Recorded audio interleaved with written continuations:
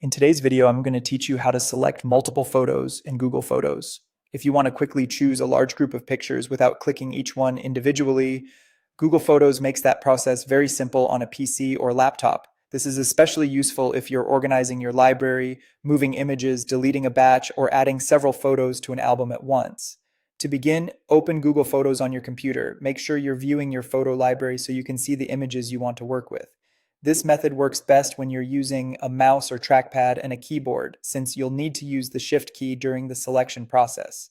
Once you're in Google Photos, locate the first photo you want to include in your selection, move your cursor over that image. As you hover over the photo, you'll see a small checkmark circle appear in the top left corner. Click that checkmark to select the first image. After you do that, the photo will be marked as selected, confirming that you've started your range. Next, scroll down through your library until you reach the last photo you want to include.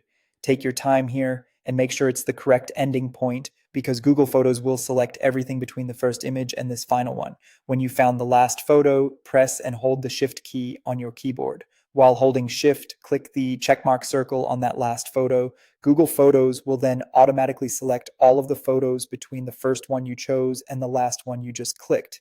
This can save a lot of time, especially if you're working with a long sequence of images. A helpful tip is to make sure you're clicking the checkmark circle rather than opening the photo itself. If you click directly on the image, it may open instead of adding it to your selection. If that happens, simply go back to your library and try again. Also, before using Shift to select a large range, double check that your first photo is already selected. The range selection depends on that first choice, so if nothing is selected at the start, the process won't work the way you expect, and that's all there is to it. With just one click, a scroll, and a shift click, you can select multiple photos in Google Photos quickly and efficiently. Thanks for watching, and I hope this helps you manage your photo library more easily.